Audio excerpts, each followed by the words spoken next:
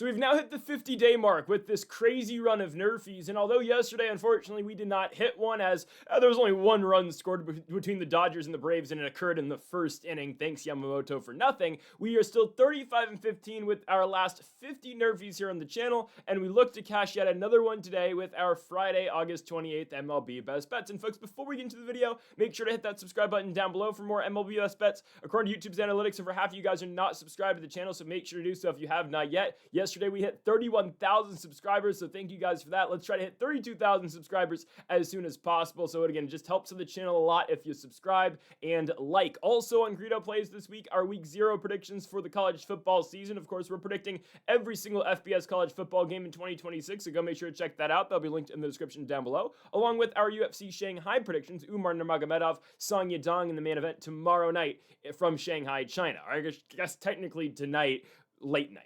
Regardless, the card's in China, it's in the middle of the night. Okay, let's go. First of 5 best bets today for the MLB.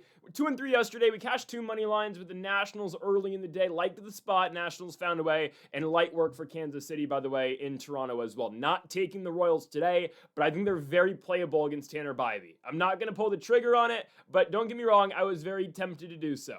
Anyways, let's kick it off first with the Cincinnati Reds and the Chicago Cubs at Wrigley Field. Nothing ever goes right, it feels like, for favorites in the Wrigley day games. I don't know. The Wrigley, let me clarify. The Wrigley standalone day games, something always goes wrong for the favorites, it feels like. Whether that's the Cubs at home or whether that's a really good team coming into Chicago, it feels like something always weird happens in these Wrigley day games when they're the only ones going on. Usually on a Friday afternoon or sometimes, on a Wednesday getaway day game, regardless, or sometimes Monday, an early Monday spot.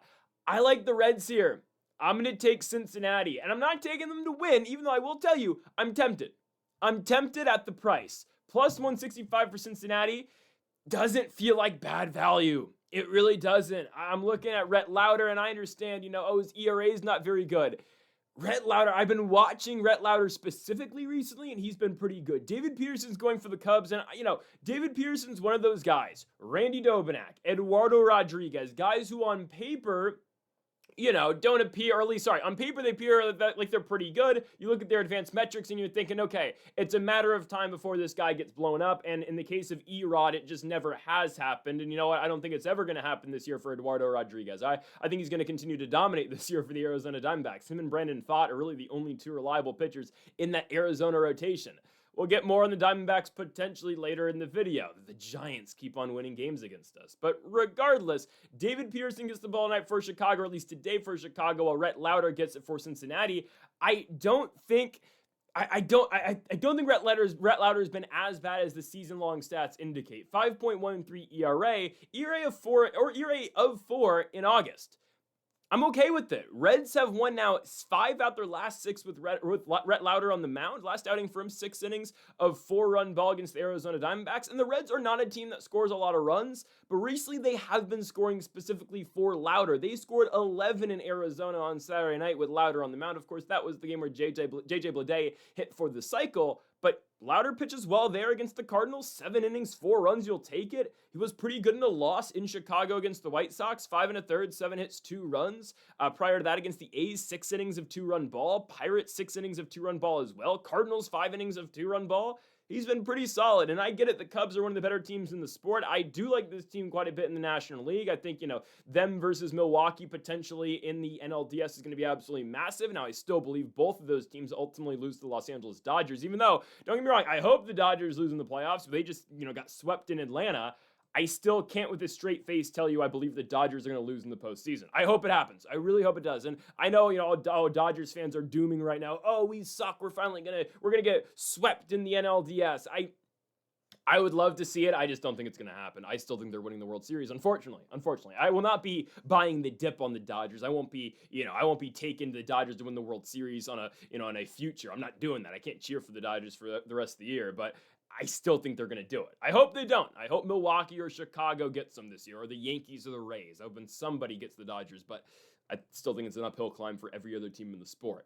Anyways, as the Dodgers continue to get healthier, of course, they have a bunch of their phantom injuries right now. You get the gist. David Peterson on the year, 5.17 ERA. 5.17 ERA with a 1.5 whip. But as a Cub, he's actually been pretty good. In Chicago, David Peterson, 4 ERA, 1.31 whip. That ERA is inflated because of just one start, though. A start where, I bring it up to you, nothing good ever happens in standalone games at Wrigley Field. And the last standalone game David Peterson pitched in on a Friday day game at Chicago or at Wrigley was a game where he gave up 10 runs in 3 innings. I don't know. I get flashbacks of that game, and I gotta take the Reds here. And we're taking the +1.5. Again, they don't need to win. Even though I am tempted to take the pure value on Cincinnati outright, I'll take the run line instead. I think this game can remain competitive. But the last Friday game on a standalone spot in a day game that Peterson pitched in, it was his second game as a Cub, I get it, but against the Cardinals, and that was when the Cardinals were really, Cardinals have played well at Wrigley all year long, don't get me wrong, between that series where they scored, 17 in one game, to the Baez series, of course, where Baez debuted at Wrigley Field, I get it. But the last game Peterson pitched on a Friday afternoon, 3 2/3, 10 runs, 9 hits, 3 walks. And it's not like the Cardinals are hitting the ball over the park in terms of, out of the park. That's 1 home run, 10 runs. I mean, they are finding gaps. They're getting balls down continuously off of David Peterson. They're hitting David Peterson hard throughout that entire start. Don't get me wrong, he's been pretty good since, and the Cubs continue to win games with David Peterson on the mound. He pitched pretty well in his last outing against the Mariners. It was a game where the Cubs ultimately lost. Was it Peterson's fault? Absolutely not. Peterson against Seattle, 6 innings, 4 hits, and 2 runs, 8 strikeouts. That's the game, of course, where Randy Arozarena leads off the game with the home run, and then ends the game, of course, with a walk-off. Mariners win 5-4. That, of course, was the Major League debut of Cade Anderson. But the loss is not on Peterson in the slightest. Peterson has been very good for the Cubs in the month of August, 2.66 ERA.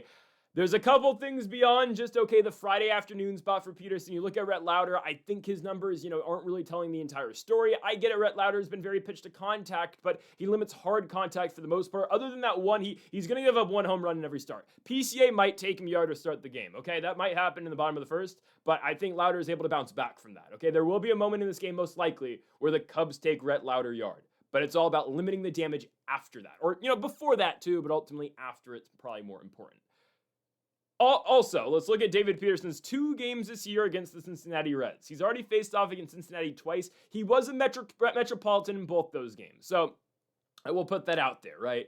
Guys, nobody plays well with that Mets uniform on. Oh, it's disgusting. But David Peterson this year against Cincinnati has been atrocious. There's not a single team in Major League Baseball this year who has a better opponent's batting average and who Peterson has a worse ERA against than the Cincinnati Reds. Peterson's ERA against the Reds this year is around 10. I think it's like 9.7, I think it is this year. Opponent's batting average is over 300 against David Peterson this year for members of the Cincinnati Reds. And sure, some of the lineups the Reds have thrown out there against Peterson are different than what they're throwing out now, but the 2 games where David Peterson has pitched against the Reds, and I understand he was a Met in both of these, but once in Cincinnati, one in Queens. The 2 final scores that Peterson pitched in against the Reds this year, 7-2 and 12-0.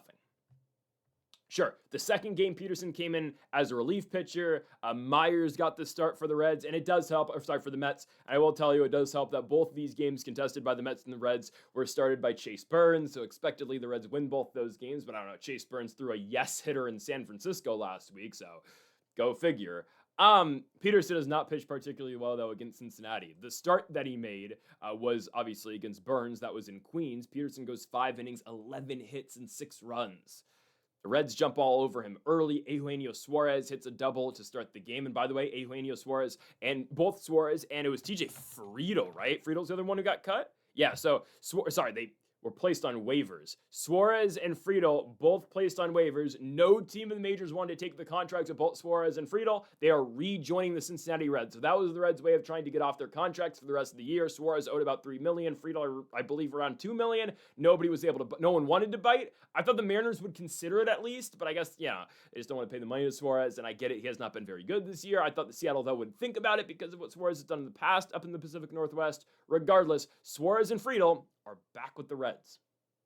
Maybe a weird thing in the clubhouse, but they have already rejoined the team back in Chicago for this game. Peterson has struggled, though, against the Reds this year. That start where he gave up 6 runs in 5 innings, and then in as a reliever, 3 innings of 3-run ball against the Reds in Cincinnati.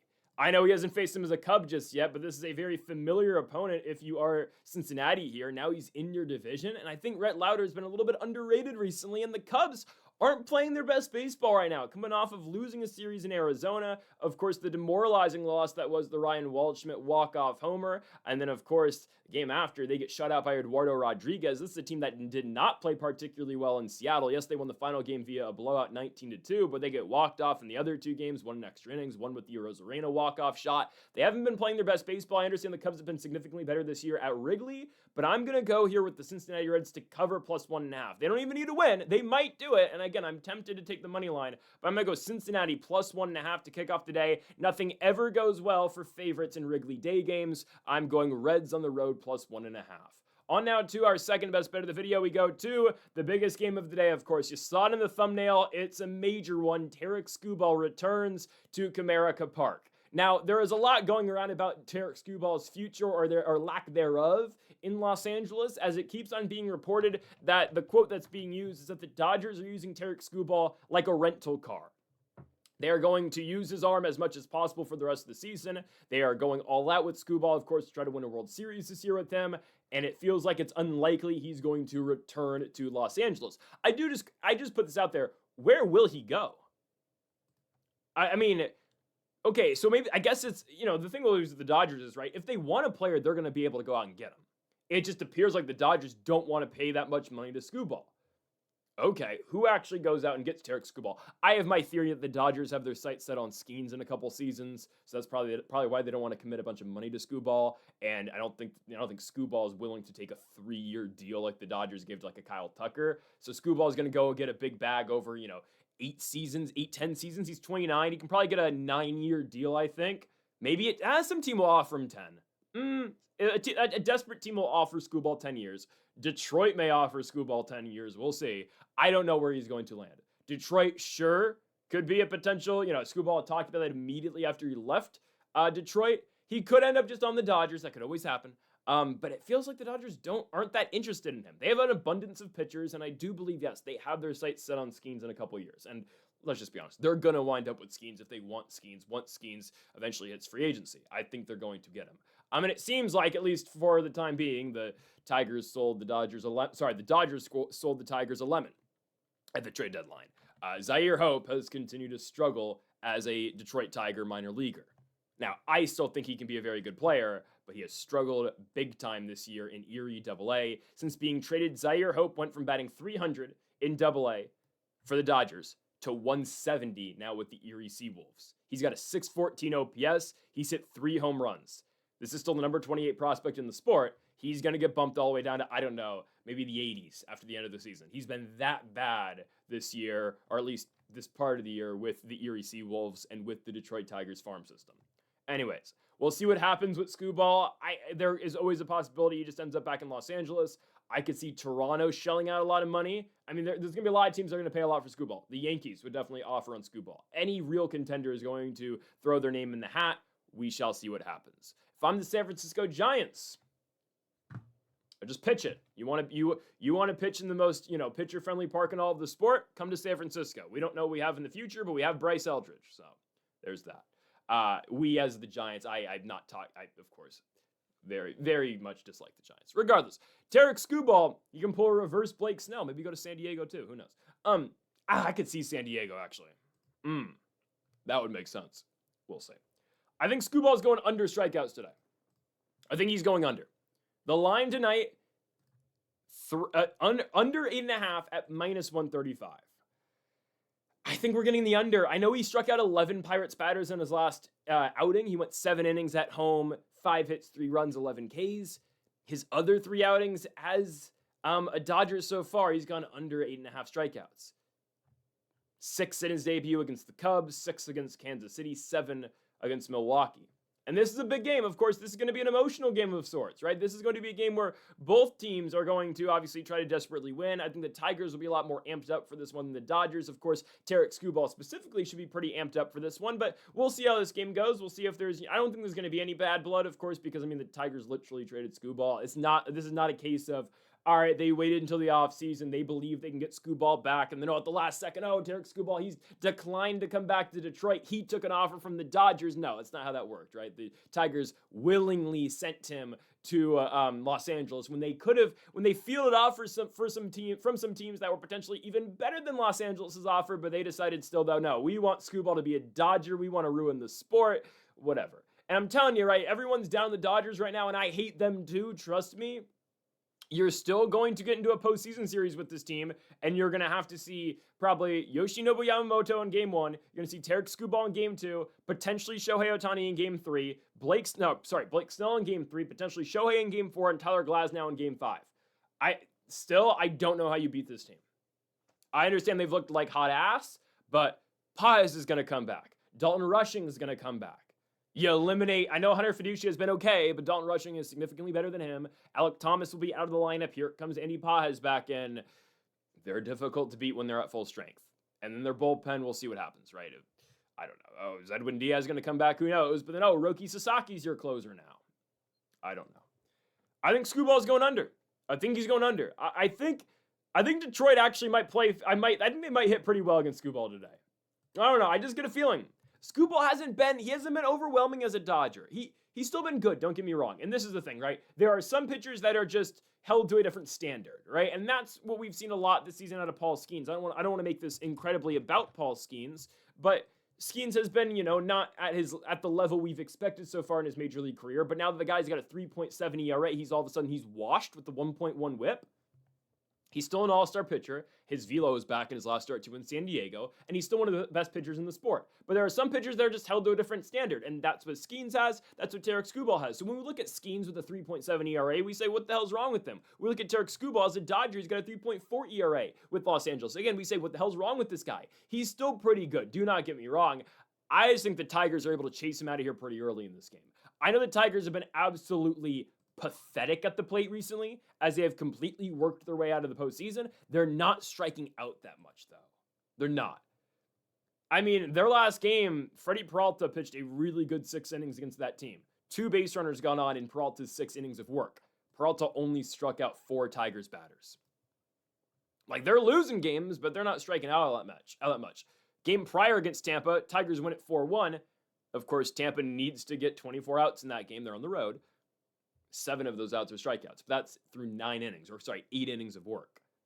Averaging 1 strikeout an inning. Okay, if they average 1 strikeout in an inning against Tarik Skubal, I don't think Skubal is going CG. At least I sure hope not. And games like this, I mean, sometimes you will see the pitcher or just the player who returns to their, old home ballpark. They sometimes, are underwhelming. And I think Skubal is going to be a little bit underwhelming here as well. I think he's going to pitch well. I just think asking the guy to get 9 strikeouts is quite a bit. 9 strikeouts under that, yeah, I know he struck out 11 in his last one, but you look at what Skubal's done for the most part of the season, he's been good. You don't really see the double-digit strikeout games that often this year.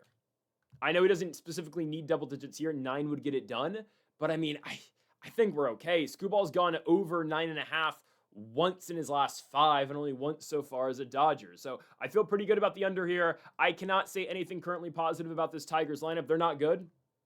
But again, they're not striking out all that much. And I will say, right, they are pretty familiar with Tarik Skubal as well. Dodgers, by the way, have lost 3 in a row after sweeping both the Colorado Rockies and the Pittsburgh Pirates. Dodgers lose 3 in a row on the road to Atlanta. They now only have a game up on Atlanta in the National League standings. There's a chance, right? Braves now do own the tiebreaker over the Dodgers. Chance the Dodgers could fall down to 3 and have to play in the wild card round against whoever the hell gets in. I mean, it feels like both those teams don't want in both the Diamondbacks and the Padres, by the way, that they're playing recently. But of course, the Dodgers are hoping big time that's San Diego and not Arizona. Anyways, give me the under today on Tarik Skubal. Under 9.5 strikeouts for Skubal. Sorry, 8.5 strikeouts, excuse me, at minus 135. On now to our third best bet of the video. We move on to our Washington Nationals best bet of the day. Nationals, yesterday we cashed with them. Nationals win 7-1, okay? I was called crazy in the comment section. Okay, so, I will save you on Nationals money line here. We're not doing it, obviously. Maybe tomorrow. Cade Cavalli tomorrow. It's a manageable spot. I'm just going to put that out there. Today we're taking the Nrfi. Yuri Perez versus Jackson Kent. I understand on the surface, Jackson Kent has an 8 ERA. It actually might be even higher than that. Let's check. Is it 8 or 9? It is, drum roll, 8 ERA. 8.03 ERA for the rookie southpaw with a 2.11 whip. Yeah, it's awful. It's only been 3 games so far, and I am very optimistic about Kent now because of his last performance. Sure, his first 2 starts in the bigs weren't very good, and the walks, 100% still a massive problem for Kent. If he can cut down on the walks, I think he can be pretty nasty. His first start in the bigs against the Chicago Cubs, 4 innings of 3-run ball. That's not horrible on the surface, but then you look, 5 walks. Can't get too excited about that. His next start in Texas against the Rangers, awful. 3 2/3, 8 hits, 5 runs, 3 walks. But his last outing against the Miami Marlins, I understand it's still not great. 4 2/3, 4 hits and 3 runs, 3 walks still. Again, I hate that, but he's getting there. And I know you can say, he still gave up 3 runs in 4 2/3. Yes, again, the runs were on him. They were scored on Trevor Williams, who's now been DFA'd, by the way, by the Washington Nationals. But Kent goes 4 innings pretty clean. Yes, the Marlins do score in the first inning, but it felt like as the start kept going for Jackson Kent, it felt like he was slowly but surely figuring it out at the major league level and figuring out specifically against the Miami Marlins. And the Marlins are significantly better in South Beach than they are in any other ballpark in the MLB, right? They are how many games over at home? On the road, they're just a mediocre team at best. No, actually, sorry, they're below mediocre on the road. What is the Marlins' road record this year? 26-39. Wow. But they swept the Nationals earlier this year. Back when the Nationals were actually really good, the Marlins came into DC and swept us in June. I still don't understand that one. I think Jackson Kent can get 3 outs to start this game because you look at that last outing in Miami, he figures it out as the start goes on. Yes, they scored in the first off him, and Humberto Hernandez has been a pain in terms of Nrfis this year. Hernandez has had such a great second half for the Fish, and he was the one who breaks up the Nrfi in the last game that Jackson Kent pitches down in South Beach. Of course, we didn't have the Nrfi specifically for that one, but it's a Humberto Hernandez double to score Agustin Ramirez to give the first run of the game to the Fish. But from there, Jackson Kent starts to figure it out. He pitches a scoreless second. He pitches a scoreless third. If scoreless fourth, okay, great. Nats tied the game at 1-1 in the top of the fourth. They're going into the fifth after a Dylan Cruz double. You get into the bottom of the fifth. Jackson Kent comes back out there for a 5th inning. Pitch count wasn't that high, if I'm not mistaken. So again, here comes Kent. Goes out, strikes out. Conine to lead off the inning. Strikes out Navarreto. Great. Two up quickly, both down on strikes. Walks Soto Lopez, Agustin Ramirez singles. They do not let him see Humberto Hernandez again. They go to Trevor Williams. Williams then walks Hernandez, and then Xavier Edwards slaps one to left field, scoring 2 more runs. Okay. Yes, the runs are charged on to, of course, Jackson Kent. I wouldn't have minded them. I mean, at least where we're at in the point that we're at in the season, we suck. We're 10 games under.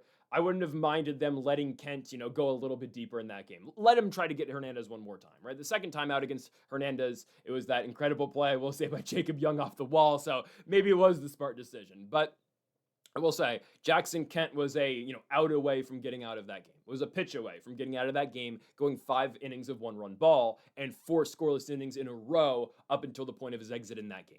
So, again, the point that I'm trying to get across is I believe Jackson Kent is going to start to get there. The walks are a concern 100%, but if you can limit the walks, specifically in this first inning, we should be okay. Like I say all the time, the guy to watch out for with Miami Nrfis is Otto Lopez, but it is starting to become Humberto Hernandez as well. Hernandez on the season is only batting .234, but he's got a 775 OPS. He's been pretty nasty. 20 home runs for Hernandez this year. Yeah, he screwed us with the Nrfi the other day against the Boston Red Sox. Let's hope Jackson Kent can get him in the top of the first inning. But that point I do mention earlier, right? Miami has not played particularly great baseball away from South Beach this season. I think Kent's able to get those outs early. Agustin Ramirez will likely be in the 2. The guy hits the ball very hard, and he can drive the ball very far away, but I don't mind Kent in that matchup either.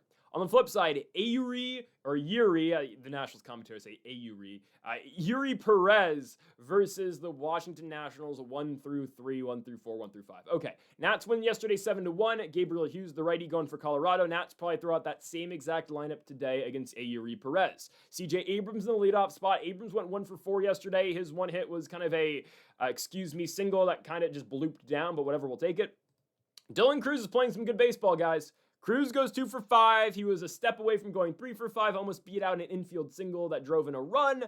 Cruz is looking good, man. Dylan Cruz, don't look now. 220 average. Okay, hold on now. 660 OPS. We're slowly but surely getting there. Okay, we are slowly but surely getting there with 2-hitter Dylan Cruz. Andres Chaparro batted in the 3 spot yesterday for the Nationals. They gave Abby Ortiz a day off. Chaparro's in the ball so well, man. I know he only went 1 for 5, but he blasts the baseball. I would have to imagine Abby Ortiz back in the lineup today. We'll probably get Chaparro in the 4 spot. Now actually Dalen, we'll see what they do. They'll probably go Abrams, Cruz, Abby, Dalen, Chaparro is my guess. Okay. Dalen's hitting the ball really well. Actually, they're going to have Dalen in the 3 probably. That's my biggest concern because Dalen Lyle's been so good. And of course, right, this Nrfi, it goes both ways for me here. Will I be excited that the Nationals score if they scored in the first inning here? 100%. I think the Nationals have still scored the most runs in the first inning in all of Major League Baseball this year. But of course, the way this offense has been playing recently and the direction this team's been going in, I don't particularly trust them to score early in this game. So that's why we're taking the Nrfi. The guy to watch out for is Dalen Lyle, though. Yes, Dylan Cruz can get on base. He's walking more now, right? Cruz is putting the ball in play. He's dangerous when he puts the ball in play, 100%. CJ Abrams, I will say, is still scuffling. Yes, CJ did get a hit yesterday, but that one hit, right, was a bloop that just barely got down in right field right on the line.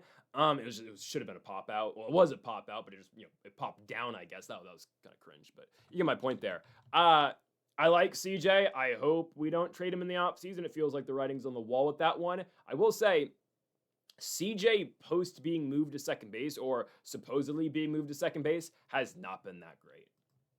He hasn't been. And I think it's kind of affecting him a little bit that he got moved over, in favor of Nasim Nunez. And I don't know, he's not hitting all that well right now. I think Yuri Perez probably gets some. Cruz, I will say, man, Dylan Cruz, watch out. Watch out for Dylan Cruz. Dylan Cruz on a little bit of a on-base streak here. Dylan Cruz on a 7-game on-base streak. Watch out. Hey now. Just saying. But I think Perez probably gets through that first inning pretty easily. I think the guys to watch out for is definitely Dalen Lyle and potentially Cruz, just because Cruz, when he makes contact, that ball goes very far and very hard, and it's hit very hard. But Dalen Lyle is probably the biggest concern, just the way he's been hitting recently. Lyle, really, the power numbers are coming through. Dalen hit another home run yesterday and just dominated throughout that Rockies series. There weren't many bright spots of that series for the Nationals, but Dalen Lyle was one of them. Dalen Lyle is one, Dylan Cruz is the other, and I would say Andres Chaparro, the way he's in the ball right now. I think Yuri Perez probably gets through that first inning. Perez on the season, 3.17 ERA with a 1.11 whip, 137 strikeouts this season for the big righty. Only 23 years of age, too. I always say that with Perez. It feels like he's so much older than he actually is. The guy's been pitching now in the bigs for, 4 seasons, and he's still 23. Well, he debuted in 2023, so obviously did not pitch in 2024 due to the arm injury, but still, only 23 years of age. The guy throws extremely hard, and he's been one of the better pitchers in baseball. I believe Yuri Perez right now has the longest streak of not allowing a home run. That was Andrew Alvarez's streak most recently. Of course, Nationals left-handed pitcher Andrew Alvarez. It is now going to Yuri Perez. Perez has not given up a home run since his start at Coors Field all the way back on June 30th. That was the last time someone hit a home run off of Yuri Perez. He's now gone 9 consecutive starts and 55 straight innings without giving up a home run, at least. I don't know when that Rockies home run was hit off of him. That was a 14-3 victory for Miami. That was a home run for Mickey Moniak in the first, so that's, my goodness, yeah, we are, wow, Yuri Perez is now gone, let me get this right, he's now gone 59 innings without giving up a home run. 1.69 ERA in the month of July, 1.96 ERA in the month of August. I love the Nats, and I'd be excited, truthfully. I know we'd lose the bet, but I would personally be excited. Oh, we scored in the first inning off of Yuri Perez. Great. They're not going to be the team to hit the home run, at least in the first inning. Maybe they do it later. And I will say the walks are a concern somewhat for Yuri Perez. 3 walks against the Nationals in his last outing, 5 walks in the game before against Cincinnati on the road. If you can limit the walks, he should be fine. I don't think the Nationals finally break through on the home run streak. I will say, though, if there's anyone to do it right now, it might be Dalen Lyle and the bat he's swinging currently. But still, I like the Nrfi today between the Washington Nationals and the Miami Marlins at Nats Park. It will be a ghost town at Nats Park because right now, every game's a ghost town in D.C. Thanks, Mark Lerner, for absolutely nothing. It's okay. Well, it's not, but we'll take the Nrfi today between the Nats and the Fish. Minus 125. Today's the day we get back on track here with the no runs in the first inning. Okay, on now to our 4th best bet of the video. Only money lines from here on out. Let's go to the Trop. Tropicana Field for the San Diego Padres and the Tampa Bay Rays. Tampa is one of the best home teams in baseball. No, scratch that. They are the best home team in Major League Baseball. I think they still have the best home record, right? I have to imagine they do. Tampa, 20 games over 500 at home this year. No, the Braves are 22 over now. Wow. With Atlanta's most recent sweep over the Los Angeles Dodgers, Braves 45-23 at home this season. Respect. They're playing some really great baseball. I like the Rays here. So I mentioned it a little bit earlier, and it is fitting that, we are going to be concluding the video talking about these two teams in the National League wildcard race that are competing, of course, for that final spot. That's the San Diego Padres, and that's the Arizona Diamondbacks. Currently, San Diego has, I believe it's a 1.5 lead on the Diamondbacks, or it might be 2 now. It's a 1.5 lead for San Diego over Arizona for that final wildcard spot. We're talking about both of them here, but San Diego and Arizona, both of those teams, they're very often on. I know the Padres are 10 games over. The Padres, though, it feels like their pixie dust a little bit has worn off in terms of they were hitting the ball really well coming off the All-Star break. They have quickly come back down to earth, and we saw that on full display in their most recent series at home in San Diego against the Pittsburgh Pirates, right? Their disastrous games on both Monday and Tuesday. Monday, they're not able to score at all late in that contest against Pittsburgh, right? San Diego comes back and gets the 8th inning. They tie the game, and they have 4 different opportunities to try to walk it off against the Pirates. They can't score a single run from the 9th to 12th innings. Ultimately, Pittsburgh wins the game 3-2 by just driving 1 run across in those 3 extra innings that they did play. And then you look at Tuesday's game where it's 1-0 final score in favor of Pittsburgh. Mason Miller gives up his first home run as a San Diego Padre since last year. He's given up 2 home runs in the last 2.5 seasons, and we've had the Padres in both games where Miller's gotten taken yard. I remember them both vividly. I was playing mini golf when Lourdes Gurriel took Mason Miller yard last year. I couldn't believe my eyes. I was watching the game, and Gurriel pulls one and drives one deep into left field. That's where, again, I really started to believe in Chase Field, Arizona Diamondbacks devil magic. And then this year, low and inside slider that O'Neal Cruz just turns on and blasts into deep right field. It wasn't even deep. It was a laser beam out into right for O'Neal Cruz.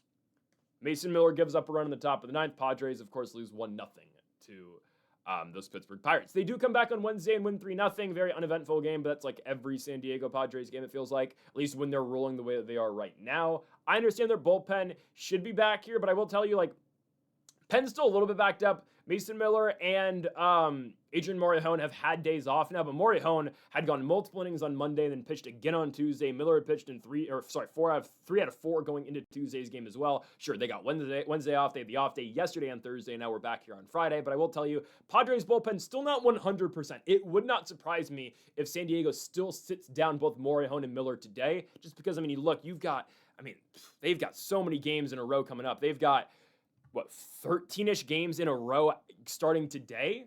You don't want your bullpen to, start to get backed up immediately, right?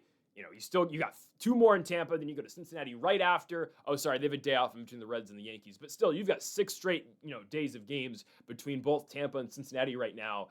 You got to manage your road trip somewhat.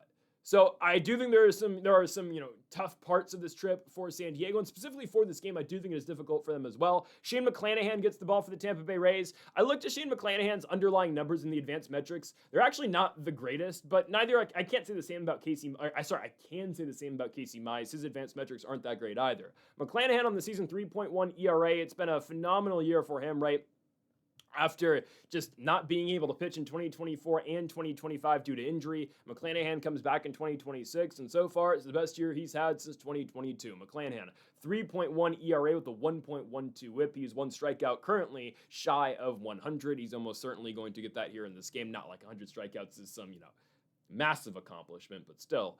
I think he gives them a good enough game here. McClanahan looked really good in his last outing. He had made a couple starts coming back off an injury. I believe he had another injury. Yeah, sorry, he did. He's coming off his second start back off the IL, both ultimately against Baltimore. Went 3 1/3 of 3-run ball a couple weeks ago, and then his last outing, this is a game where, of course, we had the Nrfi between the Orioles and the Rays. McClanahan goes 5 shutout. Now, the Rays do lose that game in Camden Yards by a score of 3-2, but none of that comes down on Shane McClanahan. He pitches really well. Again, no runs and only 4 hits in 5 innings. The way the Padres are moving right now, not a team you can rely on to score. Not a team at all. The way San Diego's playing, I can't trust them with anything with the bats. And they go through these stretches. They do. And it's a really bad time to hit that stretch. But again, baseball's a game of stretches, and baseball's not a game of runs. That's more of a basketball saying. But San Diego came out of the break super hot. Machado's hitting well. Tatis is still hitting well. But Jackson Merrill was hitting phenomenally well. Luis Rengifo's still been good, but he was really on fire coming out of the break. Same with Ty France. They've cooled down a little bit. They have. They've cooled down actually quite a bit. I think we're getting them right now on a run and on a stretch where they're just not hitting the ball particularly well. Against a really good lefty and a crafty lefty in Shane McClanahan, I think they struggled today. And we talked about at length how good Tampa's been at home this year. Well, here's another spot for them right now. Casey Mize gets the ball for San Diego, 3.44 ERA in the year with a 1.09 whip. Specifically, though, his stats with San Diego, not that good. This is completely weighed down by an 8-run game in Arizona against the Snakes early in August. But still, the overall ERA for Mize as a Padre, 7 ERA with a negative 0.3 wins above replacement. His last outing, he did have to leave early in a start against the Minnesota Twins. Not like Mize was particularly great prior to the injury in the third inning. Mize only completes 8 outs for San Diego in that game, giving up 4 hits and 4 runs. 3 out of the 4 hits were homers, though. Keyshaw homers, Brooks Lee homers, and then Culpepper homers as well, all to start the game. And Minnesota did get another one on a Cody Clemens single off of Mize in the top of the third inning. I think San Diego is going to struggle here. I think they're going to. And I do not trust the bats right now. I mean, I watched them pretty closely throughout the Pirates series. They sucked. They did. And yeah, they win the final game. Oh, big deal, right? They finally got one.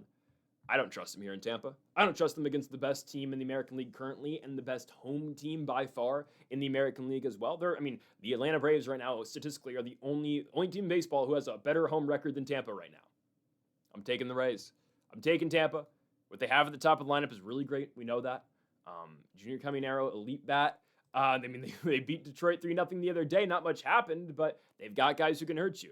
Diaz, and we talked about the big 3 at the top of the lineup. Yandy Diaz, Jonathan Aranda, Junior Caminero. You add Liam Hicks, of course, from Miami. He's been really great. He's been a big RBI guy all year long. I like Chandler Simpson a lot. Johnny DeLuca has been pretty solid. Whoever they get to fill out 7, 8, 9, it is what it is. But, those top 6, Diaz, Aranda, Caminero, Hicks, Chandler Simpson, who's going to finish second in batting average behind Yordan Alvarez in the American League this year. Johnny DeLuca. Pretty solid lineup. And the way the Padres are heading, just don't trust them. I'm gonna take Tampa here at home at the Trop, minus 135. Minus 130. I think it's very good value for the Rays, considering McClanahan's been crafty all year long, and I don't really trust Casey Mize here in this road spot for San Diego. Give me Tampa at home at minus 130. On to our final best bet of the video. Let's go to another money line play. I'm taking the Arizona Diamondbacks again. I don't think we get burned, and I don't think we get beat for the second consecutive day here with the Giants. The Giants are a team that is 55-79. They, for the most part, they've been awful this season. I will say at home, they're only 2 games under 500. But for some reason, the Giants currently are playing some really good baseball. And I will read you this Giants lineup. This lineup has been winning games for this team.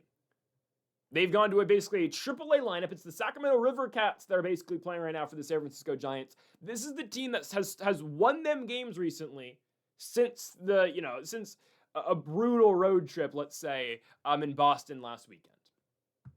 Or end of their road trip where a bunch of guys got hurt and whatnot. Adames got hurt, Barry Cotto got hurt, and obviously, you're still coming off the Chapman injury, the Schmidt injury, and then all of the trades you made with Luis Arraez and Elliot Ramos. This is the lineup the Giants are trotting out there, and they've won 3 of 4 games since they had to go to this lineup. Drew Gilbert, Rafael Devers, Bryce Eldridge, 3 really good bats at the top of the lineup. I didn't think Jonah Cox was going to be this good. He's been really good. Recently, I don't know if this is a long-term thing. I don't know if this is sustainable out of Jonah Cox. Super quick guy, a bunch of great speed, has decent power, has a decent power tool as well. He's batting in the 4 spot. Okay, I get those guys. In the 5, you got Turner Hill, who's got a cannon of an arm in left field somehow. Crazy arm out there. And so far, he's batting .308 for the Giants. He's a 27-year-old rookie with an .850 OPS. Okay, great. 5'10 left fielder. He's in the 5 right now. Shea Witt comes in the 6. He bats 135 in the year with a .560 OPS. Okay, just casually there. Drew Cavanaugh catcher. Christian Koss at shortstop. Nate Furman at second base. Nate Furman has 1 hit in the bigs all year long. He's 1 for 13. And I guess Jung Hoo Lee's in the lineup most nights. He got sat yesterday. Okay. This team is winning games and winning a lot of games right now. They've won 3 of 4. And the only game they lost was a game that they completely choked in the 9th inning where Cincinnati scored 7 in the top of the 9th on Wednesday. And, right, we talked about it yesterday. The reason I like the Diamondbacks so much, I said, well, okay, I don't think the Giants are going to be able to respond from that. They're completely broken. This is an Arizona team that is pushing to get in the playoffs right now. Arizona should be able to capitalize on all of this. No, they don't.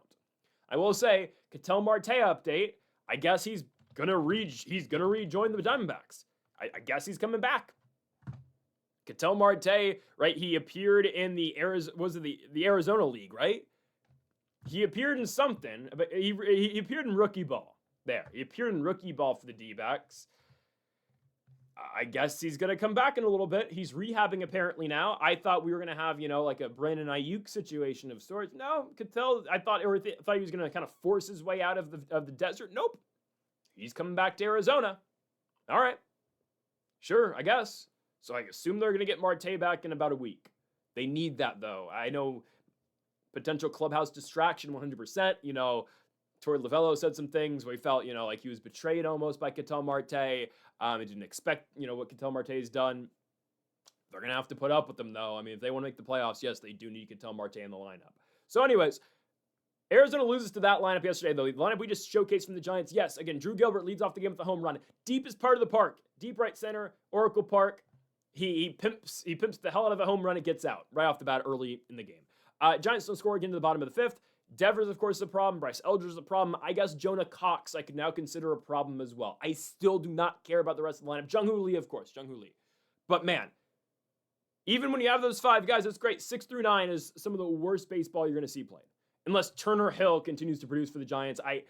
Come on. Turner Hill. How about Arizona yesterday? Just disgusting. I was disgusted by their performance. Bases loaded, 1 out in the top of the fourth. Gabi Moreno leads off the inning with the home run. And the Diamondbacks load him with 1 out. Huge spot in the game. Ildemaro Vargas swings at a ball above his head, pops out in left field, and that's where Turner Hill unloaded his cannon to home plate. Perdomo did not run, but he would have been out by a mile. And then Ryan Waldschmidt, who's been the walk-off hero all year long, hit a walk-off against the Dodgers, hit a walk-off against the Chicago Cubs just a couple days ago. He swings at three pitches in the dirt. He's done. Arizona strands him loaded, and they don't score again. 12 straight were retired after that point. I think actually, sorry, it was 14, I believe, were retired after that. It was 12. It was 11. 1, 2, 3, 4. It was 11. 11 consecutive batters were retired after Arizona stranded the bases loaded in the top of the fourth inning. And to make matters worse, it's still a 1-run game going to the 8th inning. I had almost given up hope, but I'm like, all right, answer backs, late games. Who knows? Giants just blew a horrible game the other day where they, it wasn't a save situation, but they blew it. I'm thinking, okay, well, if they can just, D-backs can keep this to 1 going to the top of the 9th, we'll see. Somebody's got to get the save for the Giants. Will it be Dylan Smith? It can't be because he threw so many pitches. It might have been Ryan Walker. And Ryan Walker did come out for the 9th, but he came out for the 9th in a 6-1 game because Kevin Ginkel came out yesterday for Arizona in the bottom of the 8th inning and gave up 4 runs. Thanks for nothing, pal. Thanks for nothing, Arizona. I honestly didn't even think Jose Cabrera pitched all that well. He was the starter for the Snakes. He went, 4 1/3? I thought he pitched all right. I thought he did. I thought actually they kind of took him out a little bit early, to be honest with you. And then, yeah, Ginkel blew up the potential comeback spot for the answer backs. I think Arizona gets him today. I think the Diamondbacks get their get back. Blade Tidwell is going to the mound tonight for the Giants. He is, I believe, the number 13 ranked prospect in their org. Tidwell hasn't been particularly bad, but as an opener/starter, 3.92 ERA, not bad, but the Giants are 0-4. He was great in his last outing in Boston. He goes 5 2/3 of shutout baseball. His team lost 3-2. Now, he hasn't been the pitcher of record in terms of taking the L ever in his 4 starts. But still, the Giants haven't won any of these. They lost 5-4 when he started against the Rangers, 6-3 when he was starting against the Stros, 13-7 in that crazy Sunday afternoon game against the Rockies where Tidwell gave up 6 runs in 4 innings, and then of course the 5 2/3 shutout baseball performance against the Red Sox. Great. Ultimately, though, the Giants still lose that game 3-2 at Fenway. So I don't think it's been all Tidwell's fault. They just haven't gotten him runs. And that's the thing we've seen with the Giants at times. I'm not telling you Blade Tidwell is going to be on the level of a Logan Webb, but we've seen this time in and time out through Logan Webb's career. He, gives you phenomenal performances. He'll go 7 shutout innings. His team won't get him a single run, and they'll lose it 1-0 in the 9th inning. I'm not telling you, again, Tidwell's on that Logan Webb level, but that's been a theme at times for San Francisco. They are not able to get their best pitchers runs. I don't know if they're going to be able to do so today against an Arizona bullpen day, most likely. That's what everything is leaning towards here, I think. They might call someone up from Reno. I hope not. It might be Mitch Bratt coming back up. I think it's going to be a pen day. Maybe Mitch Bratt comes back up and he's the bulk today. All right, that's fine. I don't mind a full Arizona bullpen game because we're not taking him tomorrow. We're not at all. Oh, goodness, they play a doubleheader tomorrow. Oh, no. I just realized that. Yeah, the The Giants scheduled a doubleheader. It's probably Mitch Bratt. Actually, they might just call Mitch Bratt, though, back up tomorrow. Okay, but okay. It's Cole Drake. I just got confirmation it's Cole Drake. I was expecting full bullpen game. It could be worse, actually. I'm still okay with it. Actually, I'm actually very fine with this. Mediocre left-handed pitcher against the Giants? Actually, this was way better than Mitch Bratt. Wait, who am I kidding? This is actually great. With all due respect to, Cole Drake, he's a mediocre left-handed pitcher. These type of guys carve the Giants. Devers, Jung-Hoo Lee, Eldridge, all left-handed bats. Cole Drake's going to be able to get outs in this game. I actually like this a lot. I do. Cole Drake's last start on the road, 4 innings of 2-run ball against the Guardians. Okay, you know what? Go out there and get him a lot of runs. 6'5" lefty out of Orem, Utah. Is that where Utah Tech's at, I think? I think that's where Utah Tech is. I don't know. Out of the whack. All right, I'm actually okay with this one. I'm actually very okay with this. I was expecting full bullpen game. Here's the thing. Cole Drake's not going to go deep in this game. He's going to go 3 or 4 innings. And then we are going to get to our originally scheduled bullpen game because Cole Drake's going to get sent down after this. Arizona and San Francisco have a scheduled doubleheader tomorrow. We're most likely staying away from that. So weird. Again, they scheduled 2 games on Saturday because the Giants are giving out a bobblehead, Jung-Hoo Lee bobblehead at the beginning or the first game, and they're doing something. Are they commemorating the 2014 team or something, the 2012 team after? I don't know what they're doing for the night. It's a day-night doubleheader. Both teams are going to get an extra player. You get a 27th guy for doubleheaders. And if you're Arizona, yeah, you're bringing up Cole Drake and you're immediately sending him down after this game. So Drake will be up today. They send him back down. They can get Mitch Bratt back up tomorrow plus another reliever. Okay, I'm actually fine with this. They're going to go all hands on deck here. I think Arizona wins. They're basically burning Cole Drake for this one game. The bullpen should be fine. And I really like Cole Drake in this spot against those lefties. Devers, Eldridge, Jung-Hoo Lee, Drew Gilbert, who's been hitting really well recently. Love the spot for Arizona. Diamondbacks at -125. Them pitching a mediocre lefty in Cole Drake actually makes this better for me. I thought it was going to be a pure pen day. That's A-okay with me. Give me Arizona on the road at -125. They will not lose back-to-back games to the Giants, a team that is trying to and very close to making that push to the postseason as that wild card spot. They are not losing back-to-back at Oracle in San Francisco to the Giants. -125 for the Arizona Diamondbacks to defeat the Sacramento River Cats. I mean the San Francisco Giants plus Rafael Devers. Folks, that is it for our MLB Best Bets here on August 27th. August 28th. If you haven't yet, though, make sure to hit that subscribe button down below for more. Make sure to leave a like if you did enjoy the video. Make sure to comment if you do screw thing the picks. We'll be back tomorrow for more daily MLB Best Bets. Folks, thank y'all for watching, and Mamba